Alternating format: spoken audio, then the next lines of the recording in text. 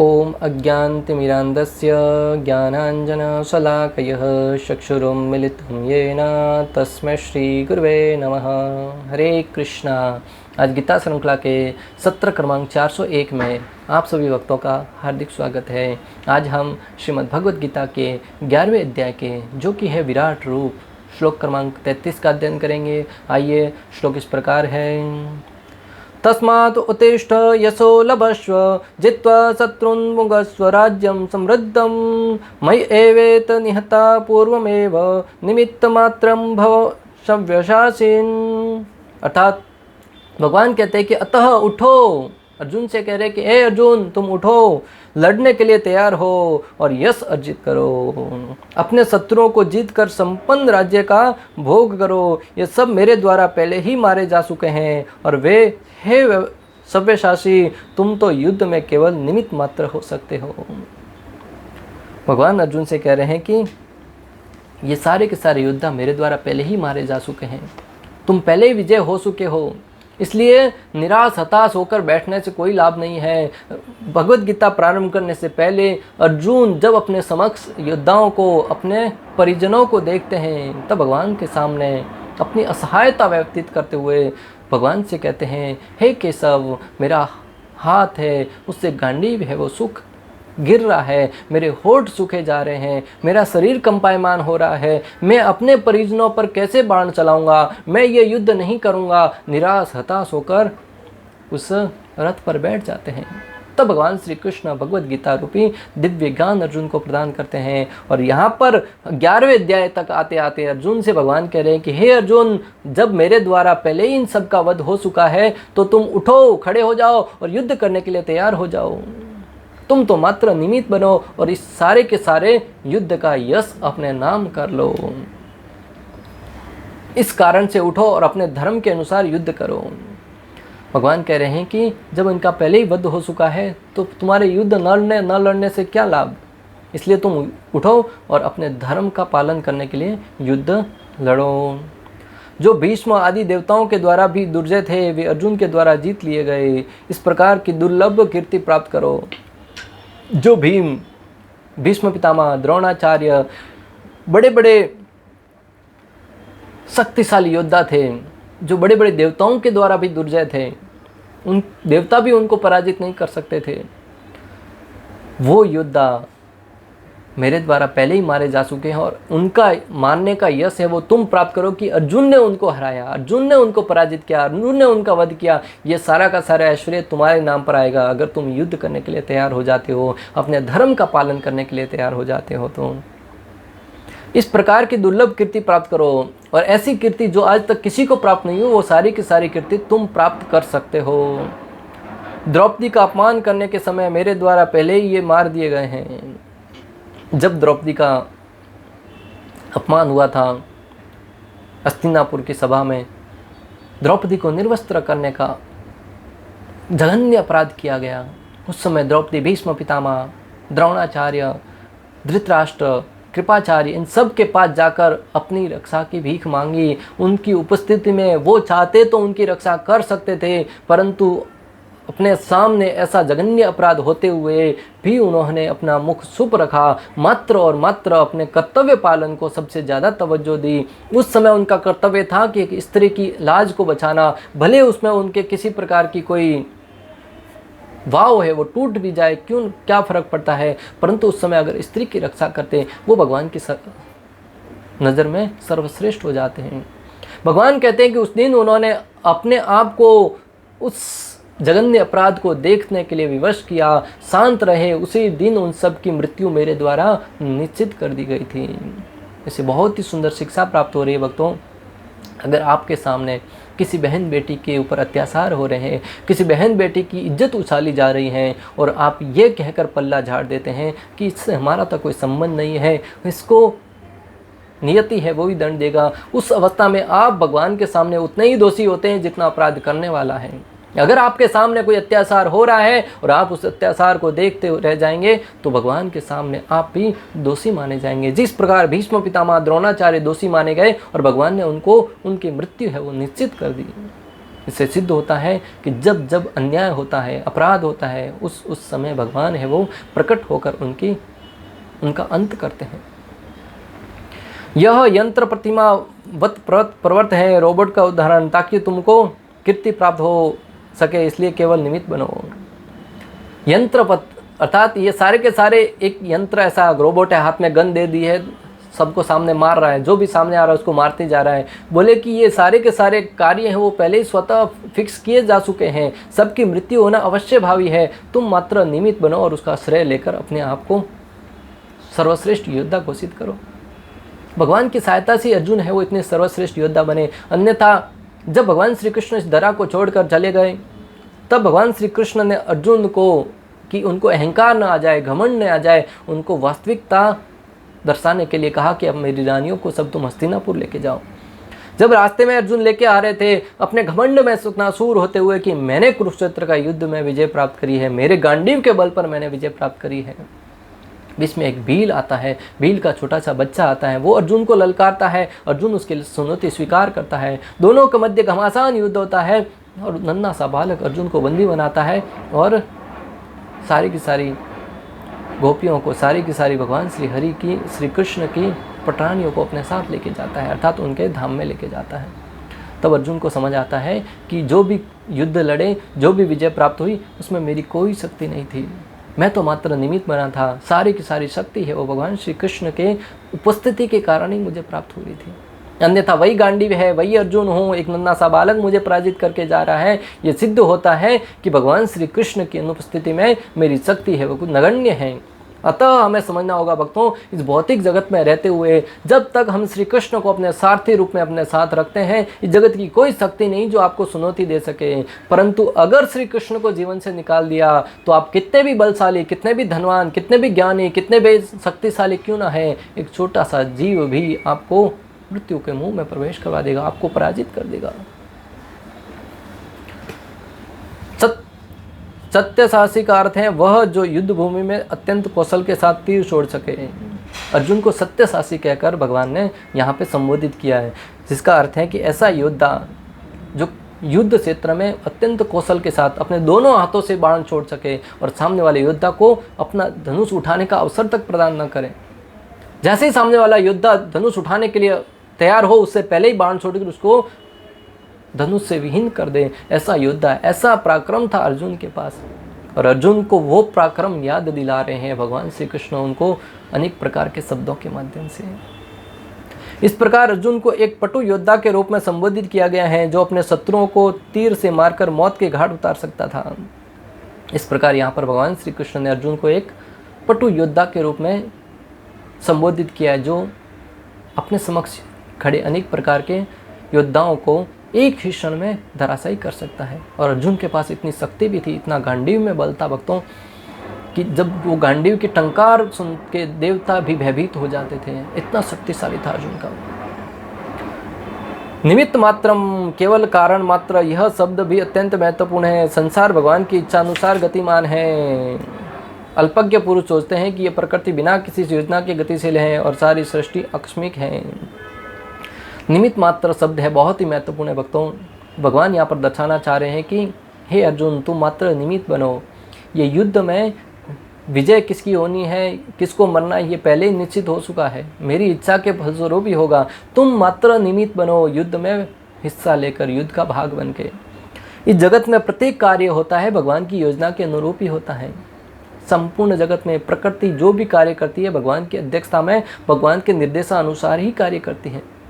ऐसे अनेक अज्ञानी जन हैं, ऐसे अनेक मूर्ख लोग हैं जिनको लगता है कि ये सारे के सारे कार्य प्रकृति द्वारा संपन्न होते हैं, परंतु प्रकृति को चलायमान करने के लिए उनके पीछे कोई ना कोई शक्ति तो होगी। भगवान श्री कृष्ण कहते हैं, मया अध्यक्षेण प्रकृति ही सूयते सरासरम हेतुनानेन कौन्तेय जगद्विपरिवर्तते। ये संपूर्ण प्रकृति है वो मेरी अध्यक्षता में कार्य करती है, अर्थात समय पर सूर्य उदय हो रहा है, अनेक प्रकार के कार्य जो भी घटित हो रहे हैं भगवान की शक्ति के कारण ही हो पा रहे हैं। ऐसे अनेक तथाकथित विज्ञानी हैं जो यह सुझाव रखते हैं कि संभवतया ऐसा था या ऐसा हो सकता है, किंतु इस प्रकार के शायद या हो सकता है का प्रश्न ही नहीं हो सकता। ऐसे अनेक वैज्ञानिक जो अपने आप को साइंटिस्ट मानते तो हैं, और ऐसे ऐसे प्रमाण देते हैं। कुछ वर्षों पहले ऐसा था, ऐसा हो सकता है, मनुष्य बंदर से आया है, पहले बंदर था, धीरे धीरे उनके शरीर में विकास होता गया, पूंछ घिसती गई, दोनों चारों पाँव पे चलने से बजाय धीरे धीरे 2 पाँव पे चलने लगा, खड़ा होता गया, शरीर है वो सीधा होने लगा। ऐसा चित्र प्रणाली भी बताई गई है जिसमें बताया गया है कि मनुष्य बंदर था और बंदर से धीरे धीरे विकास होते होते मनुष्य बन गया। अगर थोड़ी सी बुद्धि लगाकर हम विचार करें भक्तों, समझ सकते हैं कि अगर ऐसा होता तो आज तो एक भी बंदर शेष नहीं बचता, सारे के सारे बंदर है वो मनुष्य हो जाने चाहिए थे। और हमारी नज़रों के सामने आप देखें कितने बंदर हैं जो मनुष्य में परिवर्तित होते हुए आपको दिखे हैं। और मनुष्य का जन्म होगा तब भी मनुष्य से बंदर का ही जन्म होना चाहिए था, परंतु फिर भी तथाकथित वैज्ञानिक हैं वो ऐसे ऐसे सिद्धांत देते हैं। और सबसे बड़ी मूर्खता की, सबसे बड़ी अज्ञानता की बात तो यह है कि आज का मानव इसको स्वीकार करते हुए अपने बच्चों को विद्यालय में ये शिक्षा दे रहा है कि हाँ, मनुष्य वो बंदर से आया है, अर्थात तुम्हारी औलाद है वो बंदर की औलाद है, तुम बंदर की औलाद हो। प्रकृति द्वारा विशेष योजना संचालित की जा रही है। ये योजना क्या है? यह विराट जगत बद्ध जीवों के लिए भगवान के धाम वापस जाने के लिए एक सुअवसर है। ये जो प्रकृति द्वारा योजना चलाई जा रही है, अनेक प्रकार के कष्ट, अनेक प्रकार की सुविधाएं, ये सारी की सारी सुविधाएं या कष्ट हैं वो इसलिए चलाए जा रहे हैं ताकि जीव इस मृत्यु लोक से, इस दुखों के घर से मुक्त होकर भगवत धाम जाने के लिए प्रयास कर सकें। यह विराट जगत बद्ध जीवों के लिए भगवत धाम वापस जाने के लिए सुअवसर है। जब तक उनकी प्रवृत्ति प्रकृति के ऊपर प्रभुत्व स्थापित करने की रहती है तब तक वे बद्ध रहते हैं। जब तक जीवों की प्रवृत्ति इस प्रकृति के ऊपर प्रभुत्व जमाने की रहती है कि मैं स्वामी हूँ, मैं इस जगत का मालिक हूँ, मैं मुखिया हूँ, मैं देश का, राष्ट्र का मुखिया का, यहाँ गांव का प्रधान हूँ, मेरे भोग के लिए प्रत्येक वस्तु होनी चाहिए, परिवार मेरी सहायता करने के लिए, मेरी सेवा करने के लिए होना चाहिए, इस सारे के सारे प्रभुत्व जमाने के जब तक हमारे अंदर भाव रहेगा तब तक हम इस प्रकृति के द्वारा ठोकरें खाते रहेंगे, दुख भोगते रहेंगे, जन्म मृत्यु के बंधन में घूमते रहेंगे। जैसे ही व्यक्ति को ये एहसास हो जाता है कि मैं स्वामी नहीं, मैं दास हूँ, भगवान का दास, जीवेरो स्वरूप होए नित्य कृष्ण दास, और उस वास्तविक स्थिति को जानकर जो भगवान की सेवा में लग जाता है, भगवान की सेवा में, भगवान की भक्तों की सेवा में लग जाता है, वही वास्तव में अपने जीवन को सफल करता हुआ प्रतीत होता है। किंतु जो कोई भी परमेश्वर की इस योजना, इच्छा को समझ लेता है और कृष्ण भावनामृत का अनुशीलन करता है वह परम बुद्धिमान है। जो कोई व्यक्ति भगवान की इस योजना को जान लेता है और कृष्ण भावनामृत का अनुशीलन करते हुए भगवत सेवा में लग जाता है वह सबसे बुद्धिमान माना गया है। दृश्य जगत की उत्पत्ति तथा उसका संहार ईश्वर की परम अध्यक्षता में होता है। इस प्रकार कुरुक्षेत्र का युद्ध ईश्वर की योजना के अनुसार लड़ा गया। इस दृश्य जगत की उत्पत्ति और इसका संहार परम ईश्वर की अध्यक्षता में और उसके दिशा निर्देश में ही होता है। इस प्रकार कुरुक्षेत्र का युद्ध है वो भगवान की इच्छा अनुरूप, भगवान के बनाए गए योजना के अनुसार ही लड़ा गया और अंत में अर्जुन की विजय हुई। अर्जुन युद्ध करने से मना कर रहा था किंतु उसे बताया गया कि परमेश्वर की इच्छा अनुसार उसे लड़ना होगा तभी वह सुखी होगा। हालांकि अर्जुन है वो पहले युद्ध करने से मना कर रहा था, परंतु जब भगवान द्वारा अर्जुन को बताया गया कि तुम्हें युद्ध करना होगा, मेरी योजना के अनुरूप युद्ध करना होगा, साम दाम दंड भेद हर तरीके से भगवान ने समझाया। पहले वाणी के द्वारा समझाया, विराट रूप दिखलाकर समझाया, अनेक दृष्टांत दिखलाकर समझाया, तब धीरे धीरे अर्जुन के भेजे में वो बातें घुसने लगी। यदि कोई कृष्ण भावनामृत से पूरित हो और उसका जीवन भगवान की दिव्य सेवा में अर्पित हो तो समझो कि वह कृतार्थ है। अपने जीवन को सफल कब माने हम, कभी हमें विश्वास करना चाहिए कि हाँ मेरा जीवन सफल हो गया या मेरा जीवन सही रास्ते पर है। ज़्यादा से ज़्यादा धन प्राप्त करें तब, ज़्यादा से ज़्यादा वैभव प्राप्त करें तब, या राजनीति में ऊंचा पद प्राप्त करें तब, या समाज में बड़ी प्रतिष्ठा हो तब नहीं। ये सारे के सारे पद, प्रतिष्ठा ये सब है, परंतु जब व्यक्ति को ये एहसास हो कि मैं भगवान श्री कृष्ण का दास हूँ और भगवान श्री कृष्ण मेरे स्वामी हैं और मुझे उनकी दिव्य सेवा में अपने आप को समर्पित करना है, और जब सेवा करने में हमें आनंद आने लगे, जब सेवा लेने में नहीं सेवा करने में हमें आनंद आने लगे, तब हमें समझना होगा कि हम सही रास्ते पर जा रहे हैं। अन्यथा अगर सेवा करके भी घमंड आ रहा है, अहंकार की उत्पत्ति हो रही है, या सेवा लेके प्रसन्न हो रहे हैं, तब हमें आत्म अवलोकन की आवश्यकता है भक्तों। अपने हृदय में झांक कर देखिए, क्या मैं सही मार्ग पर हूँ, या फिर मुझे अपना रास्ता परिवर्तित करने की आवश्यकता है, या फिर मुझे ऐसे मार्गदर्शक की आवश्यकता है जो मुझे वास्तविक रास्ते पर, जो सही रास्ता है आध्यात्मिक ज्ञान की तरफ, उसकी तरफ ले चलें। उस अवस्था में प्रामाणिक गुरु की शरण में जाकर उनके सामने जिज्ञासा करें, हे गुरुदेव, आप पथ प्रदर्शक हैं, मेरे लिए तो आप ही परम स्वामी हैं जो भगवान के विषय में मुझे ज्ञान प्रदान कर सकते हैं। इसलिए आपकी शरण में आकर मैं प्रार्थना करता हूँ कि मेरा मार्गदर्शन कीजिए।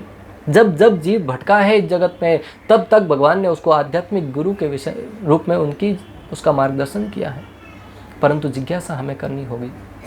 जो जिज्ञासा करेगा उसी को आध्यात्मिक गुरु, जो वास्तविक प्रामाणिक गुरु प्राप्त होगा। अन्यथा अगर मात्र हम धोखा देने के दृष्टि से किसी गुरु के पास जाते हैं तो ऐसे ढोंगी गुरु ही प्राप्त होंगे। तो कहेंगे तुम मेरे नाम का जप करो, ये करो, मैं तुम्हारे नाम से जप कर लूँगा, तुम धनवान हो जाओगे, या वगैरह वगैरह। आज ऐसे अनेक तथाकथित धर्म का संचालन करने वाले लोग हैं जो लोगों को धर्म से विमुख करने के लिए प्रेरित कर रहे हैं। ऐसा करने से ये हो जाएगा, ये करने से ये हो जाएगा, तुम धनवान बन जाओगे। ये जीवन का उद्देश्य नहीं है भक्तों। सुख और दुख तो वैसे ही आते रहेंगे। भगवान श्री कृष्ण भगवद गीता में कहते हैं कि जिस प्रकार सर्दी के बाद गर्मी, गर्मी के बाद बारिश, या अनेक प्रकार के मौसम परिवर्तित होते रहते हैं, उसी भांति जीवन में सुख और दुख आते रहेंगे। आप उसके लिए प्रयास करो ना करो, हाँ, हमें अपना कर्म करना है, अपने जीवन को पालन पोषण करने के लिए, परिवार का पालन पोषण करने के लिए कर्म करो, परंतु सुख और दुख से हमें प्रभावित नहीं होना है। दुखेस्वन उद्विग्न मनः सुखेषु विगत स्पृह वितराग भय क्रोध स्थित धीर मुनि रुच्यते। जो मुनि है वो सुख और दुख में समभाव रहते हैं। दुख आने पर हताश नहीं होते और सुख आने पर अनेक प्रकार से प्रफुल्लित होकर उस रास्ते से नहीं भटक जाते हैं। सुख आए तो उसे भगवान की कृपा समझकर भगवत सेवा में लगाइए, दुख आए तो उसे भी भगवान की कृपा समझकर उससे कुछ शिक्षा लेकर उसे आगे रास्ते की सीढ़ी बनाइए उसे। जब तक दुख नहीं आएंगे तब तक व्यक्ति जीवन में तपेगा नहीं भक्तों। जो लोहा है उसको अनेक प्रकार के सेफ देने के लिए उसको गर्मी में, उसको अग्नि में तपाना पड़ता है, अन्यथा उसको ठीक से सेफ नहीं दिया जा सकता। उसी भांति जो व्यक्ति अपने जीवन को तराशना चाहता है तो गुरु है उसको अनेक प्रकार के अग्नि में, ताप में उसको तपाते हैं ताकि वो और तप कर बाहर निकले आए तो आसानी से उसको सेफ दिया जा सके।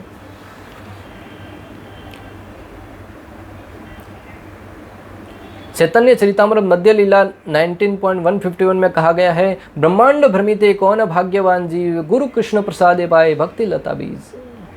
सारे जीव अपने अपने कर्मों के अनुसार समूचे ब्रह्मांड में घूम रहे हैं। सारे जीव अपने अपने कर्मों के अनुसार इस संपूर्ण ब्रह्मांड में भ्रमण कर रहे हैं। कोई मनुष्य योनि में, कोई पशु योनि में, कोई कीट योनि में, कोई सांप योनि में, अनेक प्रकार की योनियों में अपने अपने कर्मों के अनुसार घूम रहे हैं भक्तों। इनमें से कुछ उच्च ग्रह मंडलों को जाते हैं, कुछ निम्न ग्रह मंडलों को। ऐसे करोड़ों भटक रहे जीवों में से कोई एक अत्यंत भाग्यशाली होता है जिसे कृष्ण की कृपा से अधिकृत गुरु का सानिध्य प्राप्त करने का अवसर मिलता है। ऐसे अनेक जीव हैं जो अलग अलग योनियों में भ्रमण कर रहे हैं, कोई उच्च लोकों में, कोई निम्न लोकों में, कोई पाताल लोकों में। उनमें से कुछ ही लोग हैं, कुछ ही जीव हैं जो मनुष्य रूप में जन्म प्राप्त हुआ है और भगवान की कृपा से प्रामाणिक गुरु के मार्गदर्शन में उनको अपने जीवन को वास्तविक ध्येय प्राप्त करने का फल प्राप्त होता है। भगवान श्री कृष्ण की कृपा से उनको प्रामाणिक गुरु मिलते हैं और गुरु उनको सही रास्ते पर लेके जाते हैं। जो कृष्ण सानिध्य प्राप्त करने का अवसर मिलता है और कृष्ण तथा गुरु दोनों की कृपा से ऐसा व्यक्ति भक्ति रूपी लता के बीज को प्राप्त करता है। गुरु की कृपा से भगवान प्राप्त हो जाते हैं, परंतु पहले भगवान की कृपा होगी तभी हमें प्रामाणिक गुरु प्राप्त होंगे। और जब प्रामाणिक गुरु प्राप्त होंगे तो वो हमें भगवान के विषय में ज्ञान देंगे और वो भगवान के विषय में ज्ञान देकर भगवत धाम जाने के लिए हमारा रास्ता है वो मार्गदर्शन करेंगे। जो व्यक्ति अपने ऊपर आश्रित जन को भगवत धाम जाने के लिए जन्म मृत्यु के बंधन से मुक्त कराने का रास्ता नहीं बता सकता, वो व्यक्ति गुरु बनने योग्य नहीं है भक्तों। गुरु न सस्यात् स्वजन्नो न सस्यात्, कि उसे गुरु बनने का कोई अधिकार नहीं है कि मात्र तुम मेरे पास आओ, पाँव दबाओ, बस प्रसाद पाओ और खुश रहो, सीरा मारो खुश रहो, ऐसा व्यक्ति गुरु बनने योग्य नहीं है। गुरु है वो भगवान श्री कृष्ण का भक्त होना चाहिए, तत्वदर्शी होना चाहिए, जो ज्ञान दे रहा है वो अपने जीवन में आचरण करना चाहिए। और जो व्यक्ति भगवान का भक्त है और अपने आप को भगवान नहीं मानकर श्री कृष्ण के विषय में ज्ञान देता है, वही गुरु बन सकता है। अन्यथा आज तो ऐसे अनेक तथाकथित लोग हैं जो अपने आप को ही भगवान मानने लगते हैं। गुरु अपने आप को भगवान बनाकर अपने शिष्यों से अपनी सेवा करवाने के लिए प्रेरित किए जाते हैं। ऐसी अनेक संस्थाएं हैं जिसमें गुरु को प्रधानता दी गई है, वो व्यक्ति के नाम से उस संस्था को जाना जाता है। भगवान का स्थान तो थोड़ा बहुत रखते हैं कि हाँ लोगों की श्रद्धा बनी रहे, अन्यथा गुरु है वही प्रमुख स्थान ले लेते हैं, प्रमुख स्वामी वगैरह वगैरह। ऐसे अनेक प्रकार की घोषणा करके गुरु को ही सर्वप्रमुख बना दिया जाता है। उस अवस्था में वो व्यक्ति गुरु न बनकर उसको सही मार्गदर्शन की आवश्यकता है अन्य लोगों द्वारा। इसलिए भक्तों, जीवन में अगर सफल होना चाहते हैं, विशेष रूप से आध्यात्मिक मार्ग में, तो प्रमाणिक गुरु का होना अत्यंत आवश्यक है। जब तक प्रमाणिक गुरु प्राप्त नहीं होंगे तब तक व्यक्ति भटकता रहेगा। और प्रमाणिक गुरु कब होंगे? जब प्रमाणिक जिज्ञासा करेंगे। प्रमाणिक जिज्ञासा कब कर पाएंगे? जब हम भगवान श्री कृष्ण की शरण ग्रहण करेंगे। हम भौतिक भोगों से ऊपर उठ के हम भगवत धाम जाने के लिए प्रयासरत होंगे। इस प्रकार श्लोक क्रमांक 33 में भक्तों भगवान श्री कृष्ण अर्जुन को युद्ध करने के लिए प्रेरित करते हैं कि हे अर्जुन, तुम उठो। जो युद्ध का निर्णय है वो पहले ही घोषित हो चुका है, तो फिर उस युद्ध को क्यों न लड़ा जाए। अगर आपसे कहा जाए कि आप कोई मैच खेल रहे हैं किसी प्रतिद्वंदी के साथ, कोई आकर तुम्हें बताए कि इस युद्ध में तुम्हारी विजय निश्चित है, फिर भी तुम इस युद्ध में सामने वाले लोगों को देखकर भयभीत होंगे और बोल रहे हैं कि अगर तुम नहीं भी लड़ेगा किसी और के माध्यम से उसको मैं पराजित तो करवाऊंगा। उस अवस्था में तुम्हें मात्र उसका श्रेय लेना है कि हाँ मैं विजय हो गया, और उस विजय का फल क्या होगा? आने वाली अनेक पीढ़ियां तुम्हारे नाम का यशोगान करेगी, तुम्हारे नाम का महिमागान करेगी। उस अवस्था में भी अगर आप युद्ध करने के लिए नहीं लड़ेंगे तो निश्चित रूप से या तो आप कायर हैं या फिर आप अज्ञानी हैं, मूर्ख हैं। भगवान कह रहे हैं कि लड़ने के लिए तैयार हो और यश अर्जित करो। मात्र यश अर्जित करने के लिए लड़ो, अपने शत्रुओं को जीतकर संपन्न राज्य का भोग करो। और युद्ध करने का फल क्या होगा? तुम विजय होंगे और राज्य प्राप्त करेंगे और उस राज्य का भोग करने का अवसर प्राप्त होगा। ये सब मेरे द्वारा पहले ही मारे जा चुके हैं, और हे सव्यसाची, तुम तो युद्ध में केवल निमित्त मात्र हो सकते हैं। भगवान इतना आश्वासन दे रहे हैं अर्जुन को कि ये सब तो मेरे द्वारा पहले ही मारे जा चुके, तुम मात्र निमित्त बनने वाले हो, इसलिए मेरी आज्ञा का पालन करते हुए तुम इस युद्ध को लड़ने के लिए तैयार हो जाओ। इस प्रकार श्लोक क्रमांक 33 का भक्ति वेदांत तात्पर्य पूर्ण हुआ। अंत तक हमारे साथ बने रहने के लिए आप सभी का हृदयपूर्वक प्रेम पूर्वक बहुत बहुत धन्यवाद। श्रील प्रभुपाद की जय। श्री श्री राधा गोपीनाथ भगवान की जय। श्रीमद् भगवद गीता की जय। हरे कृष्णा कृष्णा कृष्णा हरे हरे, हरे राम राम राम हरे